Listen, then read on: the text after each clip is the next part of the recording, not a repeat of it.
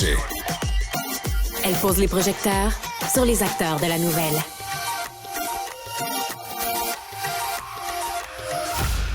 Est-ce que vous vous souvenez, il y a 25 ans, tout le monde chantait cette chanson-là, vraiment un refrain accrocheur, un verre d'oreille.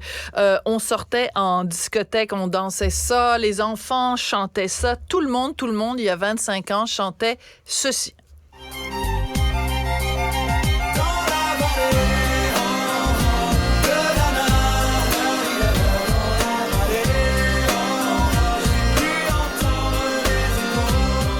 Alors, le plus beau dans tout ça, c'est que 25 ans plus tard, tout le monde continue à la chanter. Chaque fois que ça passe dans une émission de télé, tout le monde capote.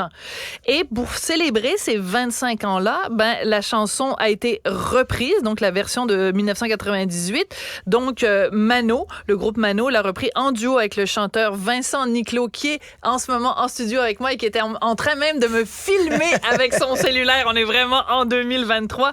Donc, Vincent Niclot, chanteur et acteur, qui est à ma gauche. Martial Tricoche du groupe de rap Mano, qui est à ma droite. Bonjour à vous deux. Alors, Martial, quand vous êtes entré, je vous ai rappelé un souvenir dont vous ne vous souveniez pas, mais c'est pas grave, je le prends pas personnel. Il y a 25 ans, j'animais Les Chouettes Sophie à Télé-Québec. Et quand vous avez connu ce succès, mais délirant avec la tribu, vous étiez venu au Québec. Et là, dans le petit studio de l'émission, mais tout le monde délirait complètement en chantant ça. Quand vous repensez à la Dana Mania d'il y a 25 ans, ça vous oui, vous aimez ça, Dana Mania? C'est joli, ouais. Que vous l'expliquiez comment, la Dana Mania, à l'époque? Je ne l'explique toujours pas, c'est magique. Et il y a des morceaux comme ça magiques, et ça c'est un morceau magique apparemment, et je ne l'explique pas, c'est très, très curieux. Même aujourd'hui c'est curieux. Mais c'était vraiment une Danamania, comme on a parlé à une époque de la Beatlemania, ou quand on a parlé à l'époque d'une Bruel-mania. Je suis pas au même niveau, mais c'est vrai que c'était... Il n'y avait pas des filles peut-être qui enlevaient leur soutien-gorge. Quel dommage. Vous êtes passé à côté de ça, mais il y avait un engouement en tout cas, ouais. Et qui n'était pas évident parce que c'est quand même une musique plus traditionnelle. Qui aurait cru que c'était pas un succès qui était écrit dans le ciel, là?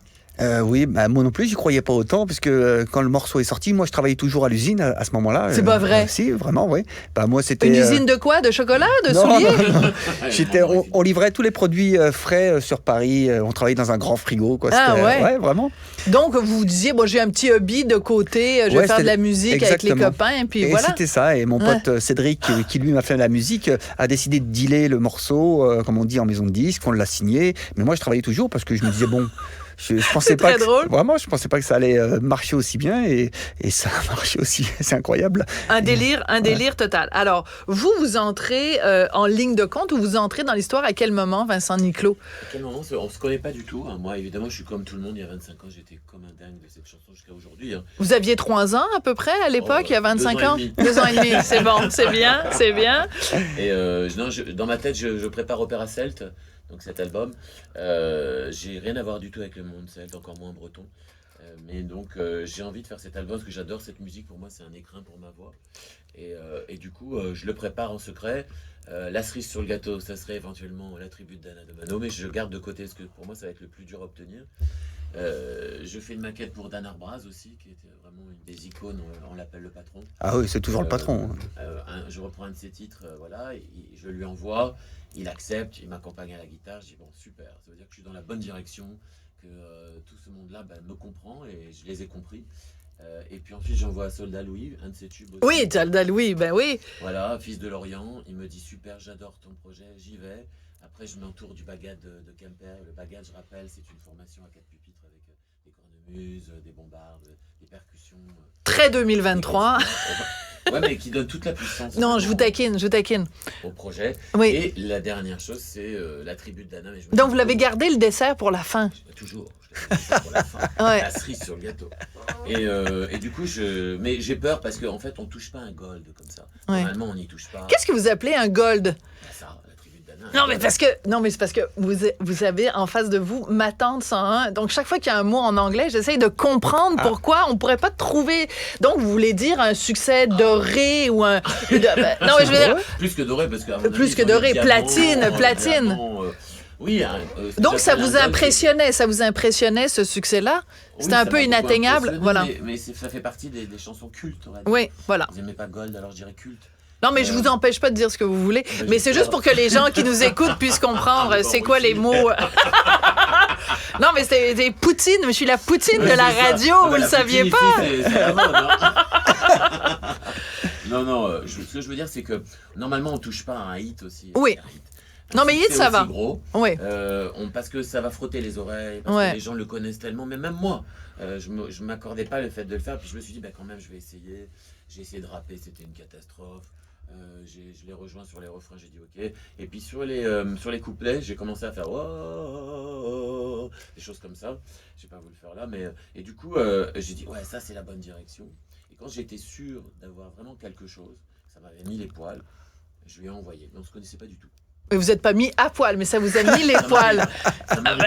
Mais pas pour chanter cette chanson-là. Alors donc, 25 ans plus tard, vous reprenez avec Mano. Ça donne ceci. On va écouter donc un extrait de la version 2.0.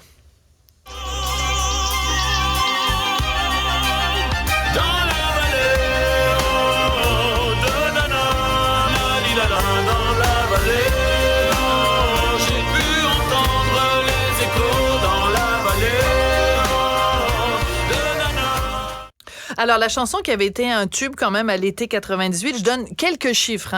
2 fois diamant en 98, en 99, 1,5 million de singles, on s'en échappe pas, de singles qui ont été vendus en tête du top 50 pendant 12 semaines, top 3 pendant 23 semaines. Est-ce que vous espérez le même succès en 2023 avec la version 2.0? Ça serait Noël. Ouais. Non, mais c'était une très grosse vente, mais le plus bizarre dans cette affaire, c'est qu'on a vendu plus d'albums que de singles à l'époque. C'est fou et personne n'en parle, c'est assez curieux. On a vendu 2 millions d'albums. Mais ça veut dire que ce qui aurait pu être juste, encore une fois, un mot anglais, un one-hit wonder, c'est-à-dire que les gens disent, oui, on aime cette chanson-là, mais le reste de l'œuvre de Mano, ça nous intéresse pas. C'est pas ça qui s'est produit. Les gens ont été tentés de voir qu'est-ce qu'il y avait autour? Exactement. Et donc, c'était la folie, 2 millions d'albums. C'est aujourd'hui, je le souhaite à tout le monde. Ouais. Ça n'existe plus, carrément. Ouais. Mais c'est justement ça qui est intéressant de parler avec vous deux, de la façon dont le monde de la musique a évolué. Parce que, je le disais, il y a 25 ans, une chanson sortait comme La Tribu, tout le monde écoutait ça. Aujourd'hui, c'est fragmenté. Je regarde à la maison, il y a mon fils qui écoute son Spotify. Papa et maman ont un autre compte. On est abonné à tel truc. Et chacun est dans sa petite bulle. Et c'est rare qu'il y ait, en 2023, une chanson ou quelque chose qui peut rassembler. Voilà. Et ça vous inquiète pas, Vincent? Non, parce que de toute façon, c'est l'évolution. On évolue avec son temps. C'est les réseaux sociaux. En fait, on a une masse d'informations qui arrivent tous les jours avec les réseaux sociaux. Donc, chacun peut faire son marché comme il le veut. Et finalement, c'est le monde d'aujourd'hui. Donc, il faut s'adapter. Les disques physiques sont en chute libre. Ça va devenir bientôt juste un objet de promotion, en fait, un peu comme un vinyle. Donc, il faut réagir par rapport au marché qui s'écroule.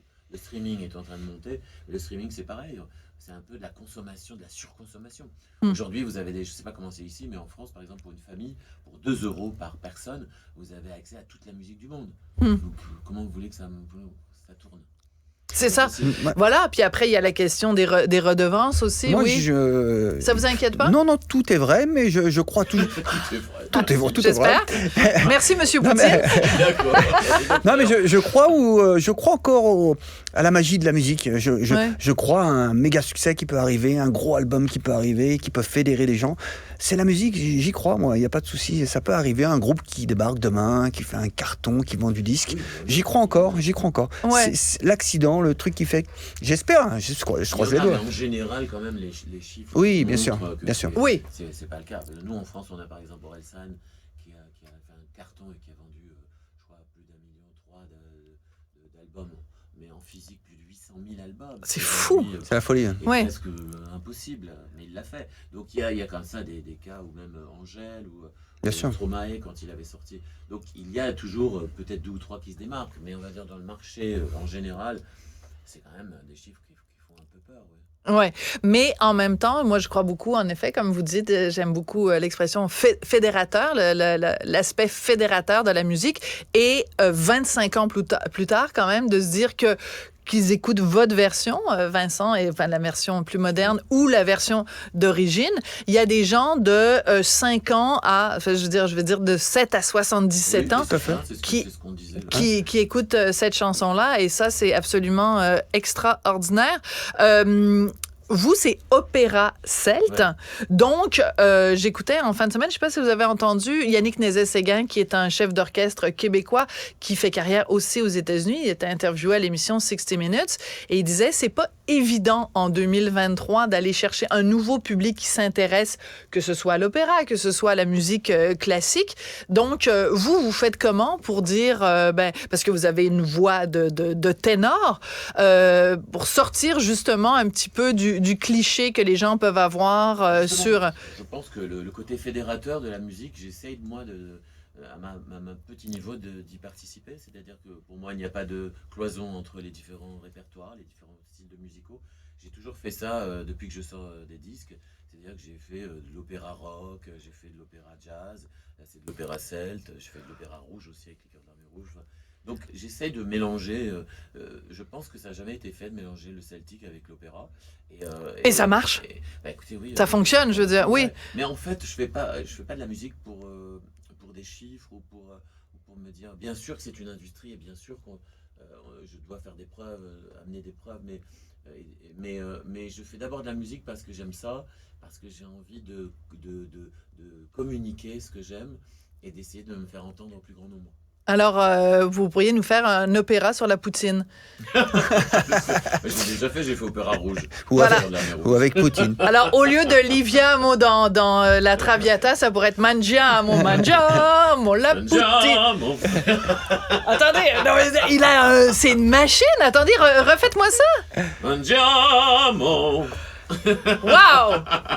C'est puissant, hein? Impressionnant. Mangiamo de la poutine, ils vont vous engager à la belle province, là.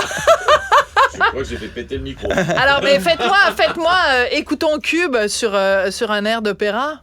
Écoutons Cube. Écoutons Cube. Radio. Cube Radio Québec. C'est formidable, je vous adore. Je vous le dis tout de suite, vous êtes engagé, Vincent Niclot. Allez, tu vas faire les voix. Quand j'ai passé l'entretien avec succès. Voilà, c'est ça. Voilà. Allez et ne pêchez plus, allez en paix. Vincent Niclot, chanteur et acteur. Martial Tricoche du groupe rap Mano, chanteur. Merci beaucoup, ça a été vraiment un très grand plaisir. Votre jingle, là, ça y est. Hein. Ouais, jingle. Voilà, on s'en sort pas.